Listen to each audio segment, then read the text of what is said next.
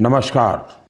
मन की बात के एक और एपिसोड में आप सबसे जुड़कर खुशी हो रही है। इधर बीच चुनाव की भागदौड़ रही है, लेकिन आपके पत्रों और संदेशों के माध्यम से हमने देश और देशवासियों की उपलब्धियों पर एक दूसरे से अपनी खुशियां साझा भी की है। इस बार मन की बात की शुरुआत देश की एक ऐसी ही बहुत बड़ी उपलब्धि से करते हैं। साथियों, भारत ने विज्ञान को हमेशा देश की प्रगति से जोड़कर देखा है। इसी सोच के साथ हमारे वैज्ञानिक सिविल न्यूक्लियर प्रोग्राम को आगे बढ़ा रहे हैं। उनके प्रयासों से यह कार्यक्रम राष्ट्र निर्माण में अहम योगदान दे रहा है। इससे हमारी इंडस्ट्रियल ग्रोथ को, एनर्जी सेक्टर को, हेल्थ केयर सेक्टर को बहुत लाभ हुआ है। खेती किसानी से लेकर आधुनिक इनोवेटर्स को भी भारत के सिविल न्यूक्लियर प्रोग्राम ने बहुत मदद की है। साथियों, कुछ ही दिन पहले हमारे न्यूक्लियर साइंटिस्ट ने एक और बड़ी उपलब्धि से भारत का गौरव बढ़ाया है। तमिलनाडु के कलपक्कम में फास्ट ब्रीडर रिएक्टर ने क्रिटिकलिटी हासिल कर ली है। दरअसल क्रिटिकलिटी वह स्टेज है जिसमें रिएक्टर पहली बार self sustaining nuclear chain reaction में सफलता हासिल करता है। इस स्टेज का मतलब है रिएक्टर का ऑपरेशन फेज में पहुंचना। भारत की न्यूक्लियर एनर्जी जर्नी में एक ऐतिहासिक माइलस्टोन है। और बड़ी बात यह भी कि परमाणु रिएक्टर पूरी तरह स्वदेशी तकनीक से निर्मित है। साथियों, इसे ब्रीडर रिएक्टर क्यों कहते हैं, इसके पीछे भी एक वजह है। एक ऐसा सिस्टम है जो ऊर्जा के उत्पादन के साथ साथ भविष्य के लिए नया ईंधन भी खुद ही तैयार करता है।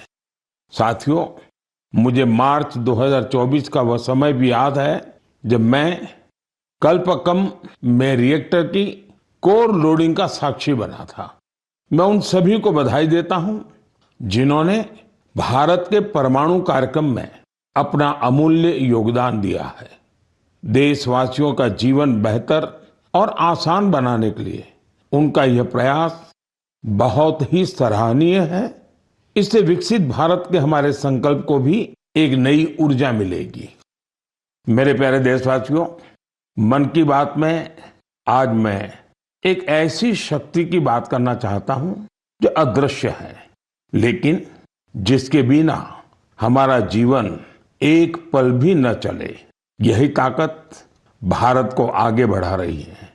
यह हमारी पवन शक्ति है।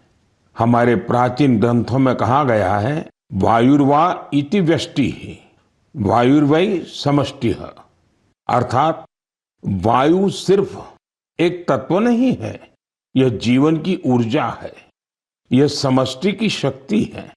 साथियों, आज यही पवन शक्ति भारत के विकास की नई कहानी लिख रही है।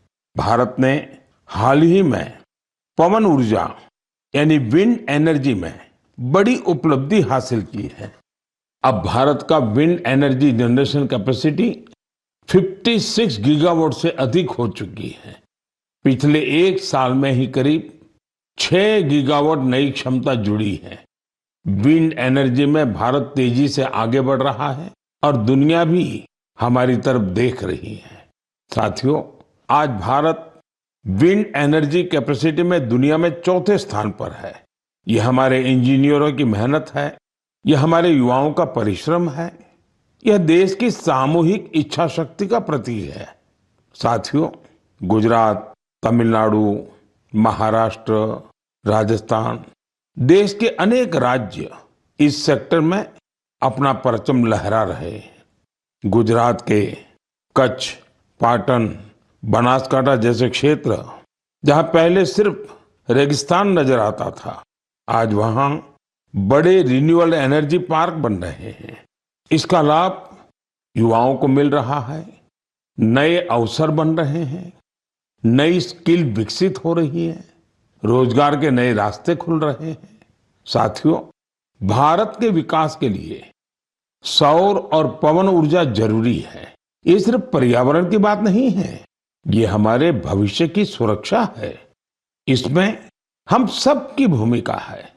हमें बिजली बचानी है, हमें स्वच्छ ऊर्जा, क्लीन एनर्जी अपनानी है।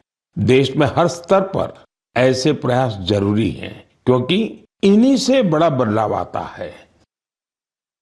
साथियों, मई महीने की शुरुआत एक पावन अवसर के साथ होने जा रही है। कुछ ही दिनों में हम बुद्ध पूर्णिमा मनाएंगे।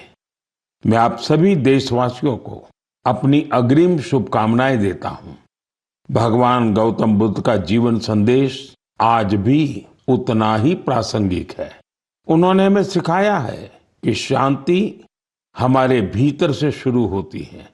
उन्होंने बताया है कि स्वयं पर विजय सबसे बड़ी विजय होती है। आज दुनिया जिस तरह के तनावों और संघर्षों से गुजर रही है, ऐसे समय में बुद्ध के विचार और भी अहम हो गए हैं। साथियों, दक्षिण अमेरिका के चिली में एक संस्था भगवान बुद्ध के विचारों को आगे बढ़ा रही है।